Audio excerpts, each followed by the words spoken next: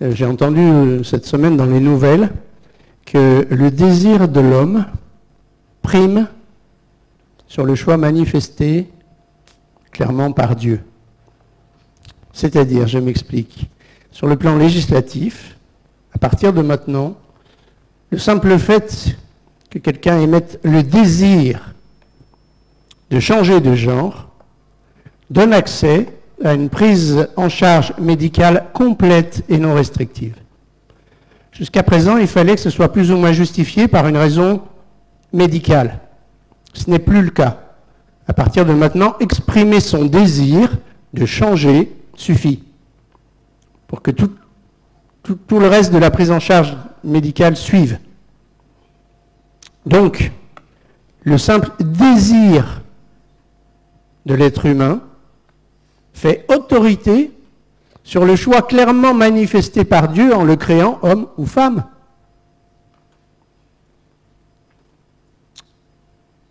C'est la déification de l'être humain. La parole qu'exprime l'être humain fait autorité sur l'acte créateur initial de Dieu. Et c'est exactement ce que nous trouvons dans l'Épître aux Romains. Eux qui ont changé la vérité de Dieu en mensonge et qui ont adoré et servi la créature au lieu du Créateur. On s'adore soi-même. On se proclame, on s'auto-proclame soi-même Dieu. Et du coup, ce que je désire, ce que j'exprime, vaut plus que ce que Dieu peut avoir pensé, dit, exprimé ou manifesté. Et du coup, si mon désir suffit, il y a un rapport très étroit entre mes émotions, mes désirs et mes pulsions. Les trois se tiennent. Savez-vous quelle a été la toute première pulsion de l'humanité? Le tout premier désir?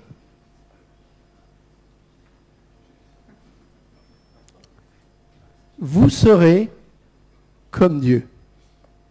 Un désir de grandeur, un désir de puissance, un désir d'autonomie, un désir d'affranchissement de l'autorité tutélaire de Dieu. Si vous mangez ce fruit, dit le diable à Adam et Ève, vous serez comme Dieu.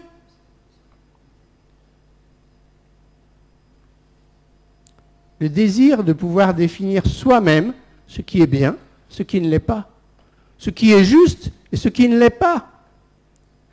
Et on est tout au bout de ce processus initial, au point que maintenant on en arrive à dire, si je me désire femme, ben c'est mon choix, c'est ma liberté, c'est ma libre autorité, quitte à enfreindre ce que Dieu a fait au départ en faisant de moi un homme, et inversement.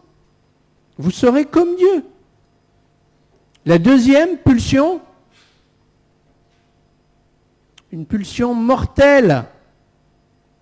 La jalousie de Caïn le conduit à haïr son frère Abel et finalement à se jeter sur lui et à le tuer. Une pulsion de mort qui suit une émotion de jalousie et un désir de rectifier les choses. Émotion, désir, pulsion. Les trois sont liés. Certaines émotions sont nobles. Quand Jésus dit « Heureux ceux qui ont faim et soif de la justice ». Mais c'est bien d'avoir faim et soif de la justice. C'est une émotion qui au départ est noble, un désir noble de la justice sur cette terre. Mais quand on voit comment se sont passées toutes les révolutions, mais quelle hécatombe, mais quel drame! Pourtant le désir au départ semblait bon, semblait noble, mais les pulsions qui s'en sont suivies étaient des pulsions de mort, qui ont souvent débouché sur un autoritarisme encore plus grand que celui qui était rejeté au départ, sur un despotisme sans limite. Dans le cas de Caïn, Dieu pose bien le cadre. Dieu dit à Caïn, certainement si tu agis bien, tu relèveras ton visage, et si tu agis mal, le péché se couche à la porte, à ta porte. Et ses désirs se portent vers toi. Mais toi, domine sur lui. Dieu explique à Caïn que cette émotion, ce ressenti de frustration, de jalousie qui est là, va essayer de l'envahir, de le dominer totalement, pour l'amener au péché. Mais qu'il peut décider, lui Caïn, au contraire d'être celui qui domine ses pulsions, ses envies, et de faire ce qui est bien. Et on en est en fait toujours exactement là. Que faire de nos désirs? Que faire de nos émotions? Nous ne sommes pas libres de nos émotions. Ce que nous ressentons, nous le ressentons. Mais qu'en faisons-nous? Quels désirs sont induits par ces émotions? Et ces désirs sont-ils justes? Et si ces désirs deviennent des pulsions, sont-elles libérables ou doivent-elles être mises sous l'emprise de Dieu, sous contrôle ou pas? Nous sommes finalement face à une partie d'échecs où deux adversaires s'affrontent, les blancs et les noirs. Celui qui pratique le péché est du diable, car le diable pêche dès le commencement. Mais le Fils de Dieu est apparu afin de détruire les œuvres du diable. Nous sommes face à deux adversaires, Dieu, le diable. Les deux s'affrontent. Auquel des deux je veux confier mes émotions, mes désirs et mes pulsions? L'un est nettement plus fort que l'autre et l'un a déjà gagné l'autre, comme me le suggère Georges. Évidemment, Dieu est nettement plus fort. Mais j'ai le choix de donner la victoire à Satan. Mais j'ai aussi le choix de donner la victoire à Dieu dans ma vie. Qui est le roi de mon cœur? On l'a chanté. À qui veux-je donner l'autorité sur cette vie intérieure qui est là en moi? C'est un choix. Jésus nous invite à la confiance, à la dépendance. Vous connaissez Psaume 37, 4 et 5. Fais de l'Éternel tes délices. Et quoi? Il te frustrera? Non. Et il te donnera ce que ton cœur désire. Recommande ton sort à l'Éternel. Mets en lui ta confiance et il agira. Caïn aurait pu faire ça. Caïn aurait pu confier sa frustration, son sentiment d'injustice à l'Éternel en disant « Mais pourquoi ?» Et Dieu lui aurait expliqué et lui aurait donné l'occasion de se rattraper. Mais Caïn n'a pas écouté cette voix-là. Caïn a écouté la voix de l'ennemi. Il a laissé cette pulsion mortelle le dominer totalement au point qu'il a tué son frère. Le diable, lui, veut nous asservir et nous emmener avec lui en enfer. Soyons bien conscients qu'il y a deux entités spirituelles totalement opposées. Et comme l'a dit Jésus, vous ne pouvez pas servir deux maîtres. Il faut faire un choix dans notre vie. Qui est-ce que je veux choisir comme maître et seigneur de ma vie? Dieu qui veut mon bien et ma liberté et ma paix et ma joie, ou le diable qui me veut asservi, prisonnier, esclave, pour finalement me conduire en enfer. C'est bien expliqué dans Éphésiens 2, versets 1 à 3. Vous étiez morts par vos offenses et par vos péchés, dans lesquels vous marchiez autrefois selon le train de ce monde, selon le prince de la puissance de l'air, Satan, de l'esprit qui agit quand? Maintenant, dans les fils de la rébellion. Nous tous aussi, nous étions pareils, dans le même panier. Nous vivions autrefois selon les convoitises de notre chair, accomplissant les volontés de la chair et de nos pensées, et nous étions par nature des enfants de colère, comme les autres, méritant la colère de Dieu. Mais Dieu, qui est riche dans sa miséricorde, est intervenu. Mais le projet du diable, c'est ça. C'est de dominer sur nous, d'établir son emprise sur nous. Nous avons le désir de vivre et notre cœur pulse, même quand on dort. Ce qu'il y a de bien, c'est qu'il le fait tout seul. On n'a pas besoin de lui dire « Vas-y, bats maintenant, bats encore une fois, vas-y, bats mon cœur, vas-y, bats. » On serait tous rapidement morts. Non, il le fait tout seul. Notre corps désire aimer et notre corps pulse. Dieu désire faire de notre corps son temple, un lieu saint. Ne savez-vous pas que vous avez été rachetés à un grand prix? Que votre corps ne vous appartient plus, mais qu'il appartient à Dieu, qui en a fait son temple. Glorifiez donc Dieu dans votre corps, votre cœur, votre esprit, qui appartiennent à Dieu. Dieu nous promet d'agir et d'intervenir dans notre vie, dans notre corps tout entier. Que le Dieu de paix vous sanctifie lui-même tout entier. Et que tout votre être, l'esprit, l'âme et le corps, soient conservés irréprochables lors de l'avènement de notre Seigneur Jésus-Christ. Celui qui vous a appelé est fidèle. Et c'est lui qui le fera si nous voulons le laisser faire. Le plus vieux métier du monde n'a pas pris une seule ride. Au contraire, il est rajeuni par la technologie moderne. Dans l'Apocalypse, quand il est question de la fin des temps, de la chute de la grande Babylone, nous trouvons ce verset.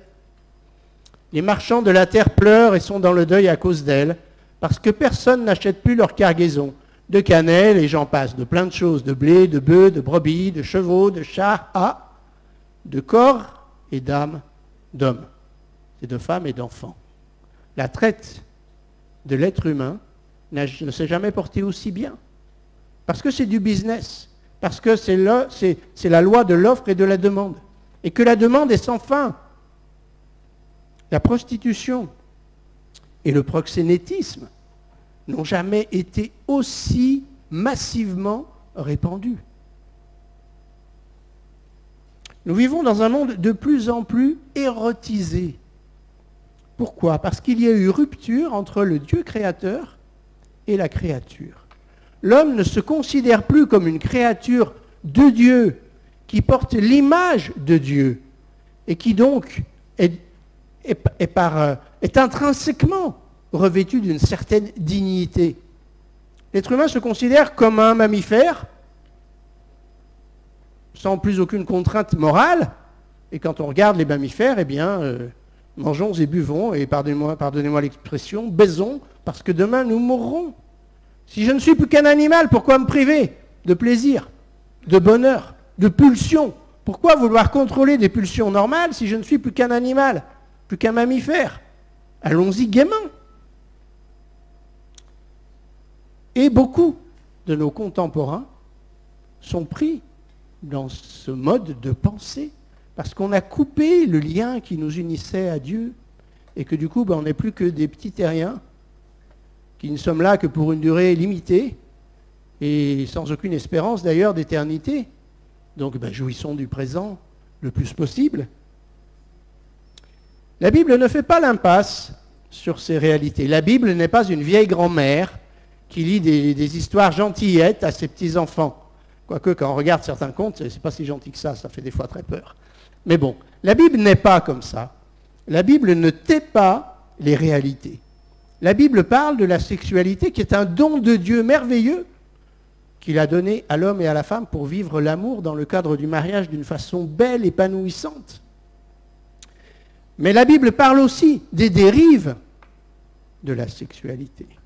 La Bible ne cache pas qu'il y a des viols. La Bible parle même de viols collectifs. La Bible même parle d'un viol collectif qui se termine par une femme découpée en morceaux, dont on envoie les différents morceaux à plusieurs tribus en Israël. C'était Seven avant Seven. Seven, film qui a déjà 30 ans, avec Morgan Freeman et Brad Pitt. Vous vous renseignerez, et l'un des deux reçoit un carton avec une tête dedans. Mais la Bible en parle.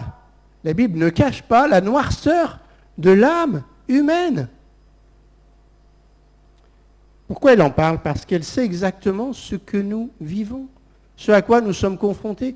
Si nous pensons que la Bible est un vieux livre qui, en matière de sexualité, n'a plus rien à nous apprendre parce qu'elle est complètement dépassée par les mœurs d'aujourd'hui, nous faisons fausse route. Dieu, le Créateur, sait exactement pourquoi et comment il nous a fabriqués et dans quelle mesure il nous veut heureux, bénis et libres dans ces domaines-là aussi. C'est l'histoire d'un prince et d'une princesse. C'est une histoire qui se passe au palais du roi. Et c'est une histoire d'amour. Et le prince est complètement dévoré par son amour pour la princesse, qui est sa demi-sœur.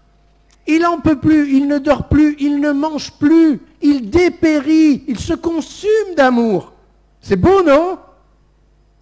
Et alors il demande conseil à un de ses amis qui lui dit, mais je ne te reconnais plus, tu es un prince et tu es en train de dépérir. Mais qu'est-ce qui t'arrive? C'est quoi ton problème? Il dit, mon problème c'est que je suis amoureux fou, elle est tellement belle. Peut-être qu'ils ont grandi ensemble. Peut-être c'était juste une petite fille et un petit garçon qui jouaient à la marelle ensemble. Et la petite fille est devenue une jeune fille, une jeune femme, magnifique, sublime, désirable, et il n'en peut plus de désir. Sauf que son ami lui donne un mauvais conseil. Il dit, débrouille-toi, raconte un truc, un bobard, fais en sorte qu'elle soit toute seule avec toi, et puis voilà. Fais-toi plaisir. Et c'est ce qui se passe. Il imagine un petit stratagème, il fait le malade, elle vient dans sa chambre avec des petits gâteaux, tout ça.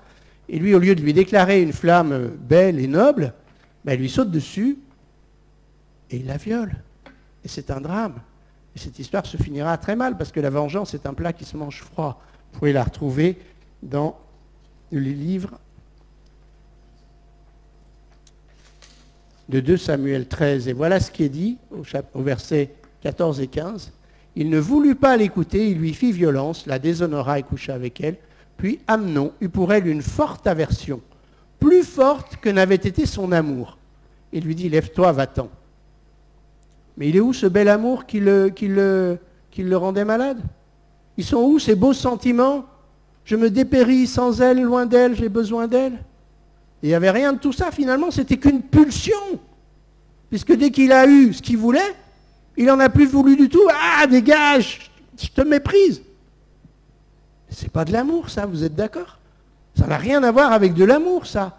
C'est juste la satisfaction d'un besoin, d'une pulsion sexuelle.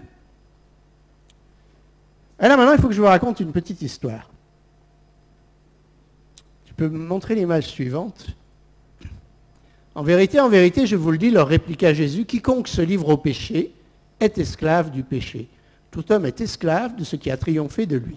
Il y a un grand verre d'eau et il y a un petit verre avec 2 gorgées d'alcool. C'est vraiment 2 gorgées. Parfois, j'ai du mal à m'endormir. Les heures passent et je ne dors pas. Alors c'est bien parce que je médite, je prie pour vous, je médite les messages qui sont en gestation dans mon cœur, mais des fois c'est dur d'arriver après minuit, après 1 heure, après 2 heures du matin, et j'ai déjà prié plusieurs fois pour tout le monde. Et alors je me lève, je vais direction le bar, et je prends 2 gorgées, c'est vraiment promis, c'est vraiment que 2 gorgées d'un alcool fort, pour dire de faire quelque chose, pour essayer de faire basculer dans le sommeil. Et ça a peut-être un effet placebo, ou simplement, il se trouve qu'à bout d'un moment, je vais finir par m'endormir. De toute façon, des fois c'est tôt le matin, c'est même des fois un peu tard le matin, je trouve. Mais bon, je finis par m'endormir. C'est pas la quantité. La quantité n'a même pas d'effet chimique sur moi, tellement c'est vraiment très peu, c'est vraiment 2 gorgées. Mais c'est la notion de l'habitude qui a commencé par m'agacer. Le fait que ça devienne un réflexe, que ça devienne une habitude. Même si en réalité la quantité est tellement minime que ça n'a pas d'effet. Mais accepter que cette habitude prenne le pas sur moi. La force de l'habitude, c'est quelque chose de dangereux. Viens, ma chérie. Démonstration. Un petit fil de laine.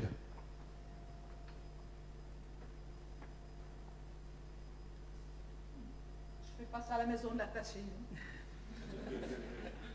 C'est le couteau, là, si tu veux.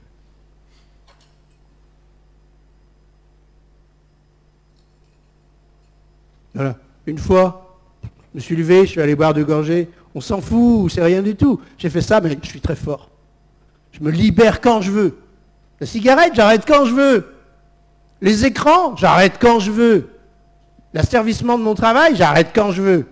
Ce copain, cette copine-là, que je devrais arrêter de faire n'importe quoi avec lui, j'arrête quand je veux, je suis libre. Ok, admettons. C'est toujours le même fil de laine, hein. Mais on fait 3 tours. C'est quoi 3 tours d'un petit fil de laine de rien du tout? C'est rien, parce que je suis le plus fort, j'arrête quand je veux.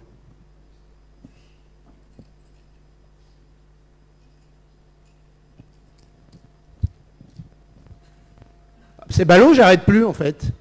Je suis asservi.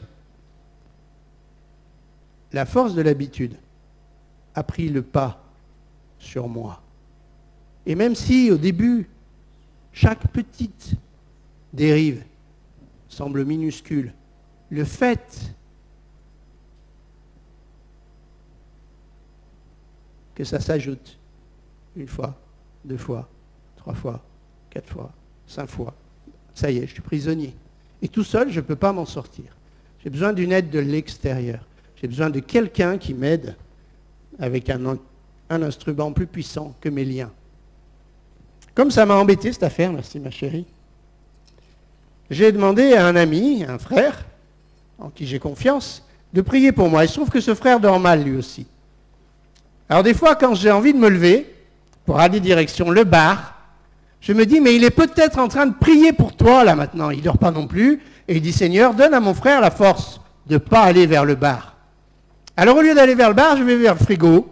Et au lieu de boire 2 gorgées d'alcool, je bois un grand verre d'eau fraîche. C'est beaucoup mieux, non? Amen. Bon, pour dire la vérité, après, je suis obligé de me relever quand même. Pour aller faire pipi. Nous avons besoin d'une aide extérieure. Jésus nous a affranchis, nous a libérés. Comment? En acceptant, lui, d'être lié sur la croix. En acceptant de ne pas être seulement attaché, mais cloué sur la croix. Il a accepté de perdre sa liberté pour m'offrir sa liberté. Et c'est à moi de ne pas me laisser mettre de nouveau sous le joug d'un esclavage. La liberté, elle est en Jésus. Il a, lui, la force de rompre mes liens et de m'affranchir complètement. Jésus peut nous venir en aide. Pourquoi? Parce qu'il a été fait homme. Nous n'avons pas un souverain sacrificateur qui ne puisse compatir à nos faiblesses. Au contraire, il a été tenté comme nous en toutes choses, sans commettre de péché. Approchons-nous donc avec assurance du trône de la grâce, afin d'obtenir miséricorde et de trouver grâce pour être secourus dans nos besoins. Son but, c'est de nous secourir. Le passage suivant. Grâce soit rendue à Dieu, qui nous fait toujours triompher en Christ et qui répand. Non, je me suis arrêté là. Grâce soit rendue à Dieu, qui nous fait toujours triompher en Christ. L'invasion de la pornographie est quelque chose d'effrayant. C'est Natacha qui m'en parlait il y a quelques semaines. Elle m'a dit, mais si tu voyais les statistiques, mais ça fait peur. De plus en plus de gens et de plus en plus jeunes consultent des sites érotiques ou carrément pornographiques. Ça devient une catastrophe. Et le problème, c'est qu'avec ces petits téléphones-là, qui nous donnent accès à tout ce qu'on veut, le meilleur et le pire, en un clic, c'est devenu tellement facile. Mais c'est dramatique. Alors comment gérer nos pulsions? Toutes nos pulsions, tous nos désirs, toutes nos envies. Comment gérer les risques d'asservissement de telle ou telle chose qui veut établir son emprise sur nous? En nous approchant de celui qui libère. Alors on pourrait se dire, le mariage est la solution concernant le problème des pulsions sexuelles et de la pornographie. Mariez-vous et tout ira bien. J'aimerais vous dire que oui. Mais quand on voit les statistiques, mais non. Mais non. Des hommes et des femmes en couple mariés sont encore victimes de ça. Pourquoi? Parce que si pendant que je suis jeune, si pendant que je suis célibataire, je ne prends pas en Jésus la victoire sur ces choses-là, sur ces défis-là, mais le mariage ne suffira pas. Ma femme, mon mari, n'est pas celui qui va me libérer. Celui qui libère, c'est Jésus-Christ, parce que c'est lui qui a été crucifié à ma place. Je ne peux pas attendre de mon épouse ou de mon mari qu'il m'affranchisse de toutes mes addictions possibles et imaginables. Ce n'est pas son rôle, ce n'est pas sa fonction. Bien sûr qu'il peut m'aider dans la prière, dans l'amour, évidemment. Bien sûr que c'est bien d'être marié, je ne vais pas dire le contraire. Mais ce n'est pas là qu'est la solution. Heureusement, sinon que feraient les célibataires, que feraient les jeunes? S'il fallait attendre à tout prix le mariage pour être libre et heureux dans sa vie, ce serait terrible. Jésus nous offre sa liberté. Jésus veut nous offrir sa victoire. Mais peut-être qu'on a besoin de quelqu'un de confiance qui va prier avec nous et pour nous, et à qui on va donner le droit de nous poser la question. Au fait, dans ce domaine, comment ça va? Ah, tu ne pouvais pas me demander autre chose. Et quand mon frère va me dire, au fait, cette nuit, tu es allé vers le bar ou vers le frigo? Le simple fait que je sache qu'il peut me poser la question m'aide à aller vers le frigo. Parce que je vais pouvoir lui dire, bah, vers le frigo, bien sûr. Quelle question? Hein? Donc, le fait d'avoir un complice, mais dans le bon sens du mot complice, un soutien extérieur, qui va être dans la prière avec nous et qui va nous épauler, nous soutenir et non pas nous juger ou nous critiquer ou encore pire, nous calomnier, nous balancer. Voilà. C'est important, ça peut aider. C'est aussi ça la famille spirituelle, c'est aussi ça l'Église. Des frères et des sœurs capables, alors bien sûr, peut-être pas dire à tout le monde, mais certains en tout cas capables de nous épauler avec amour, avec bienveillance. Je radiographie des gens, vous le savez, à longueur de journée, des gens radiographient qui fument. Et ça fait des années qu'ils fument, alors un jour ils ont comme ça un petit déclic, si je faisais une radio pulmonaire, des fois pour vérifier que tout va bien. Et ils aimeraient seulement que je leur dise, oui, tout va bien, vous pouvez continuer à fumer. Et il y en a des tout jeunes auxquels je demande, est-ce que tu fumes? Pour savoir si je dois mettre au médecin fumeur ou pas fumeur, pour que le médecin sache ce qu'il doit chercher ou pas. Et des fois, ils me disent, non, je ne fume pas. Et je leur dis, la meilleure façon d'arrêter, c'est de refuser la première cigarette. Tu refuses la première cigarette, ça sera facile d'arrêter. Tu ne commenceras jamais, en fait. Mais dans certains domaines où la tentation peut être forte, la meilleure façon d'arrêter, c'est de refuser de commencer. Mais si on a commencé, si on est comme moi au bout du 3e ou du 4e tour, pris, piégé, tout n'est pas perdu. Jean écrit, petits enfants, je vous écris afin que vous ne péchiez point. Ça, c'est l'idée même de Dieu, que nous ne péchions point. Mais le texte ne s'arrête pas là. Mais, si quelqu'un a péché, nous avons un avocat. Il a été lui-même la victime expiatoire. Il a été lui-même puni pour ce péché, pour pouvoir nous pardonner.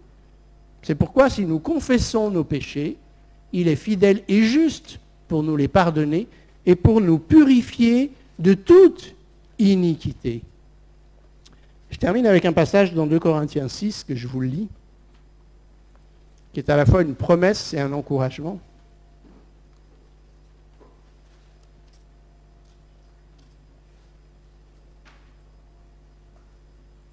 Quel accord y a-t-il entre Christ et les idoles? Ou quelle part a le fidèle avec l'infidèle? Quel rapport y a-t-il entre le temple de Dieu et les idoles? Car nous sommes le temple du Dieu vivant. Comme Dieu l'a dit, j'habiterai et je marcherai au milieu d'eux. Je serai leur Dieu et ils seront mon peuple. C'est pourquoi, sortez du milieu d'eux et séparez-vous, dit le Seigneur. Ne touchez pas à ce qui est impur et je vous accueillerai. Je serai pour vous un père et vous serez pour moi des fils et des filles, dit le Seigneur Tout-Puissant. Ayant donc de telles promesses, bien-aimés, purifions-nous de toute souillure de la chair et de l'esprit, en achevant notre sanctification dans la crainte de Dieu. Dieu nous promet de nous accueillir comme un Père plein d'amour, de grâce et de compassion. Dieu nous promet d'être un Père bienveillant qui marche avec nous pour nous donner la victoire. Il désire que nous continuions à progresser dans la séparation de ce qui est mal, dans la liberté de tout ce qui essaye de nous affranchir et de nous contraindre au péché, à la dépendance. Dieu nous veut libres et heureux dans sa présence, dans sa victoire sur le mal, pour nous conduire dans une éternité de gloire avec lui. Ça, c'est le projet de Dieu pour nous. Personne n'aura jamais une ambition aussi grande pour nous qu'une éternité glorieuse dans la sainte présence de Dieu. Mais nous avons le choix. Avec qui voulons-nous partager nos difficultés, nos émotions, nos désirs et nos pulsions? À qui voulons-nous les confier? Avec qui voulons-nous vivre notre vie quotidienne, intérieure, personnelle, dans nos pensées, dans nos cœurs, dans nos corps? Qui voulons-nous comme Seigneur et Maître de nos vies? Nous avons le choix. Amen. Bon, si vous ne dormez pas la nuit, vous pourrez penser à moi, que j'aille bien vers le frigo.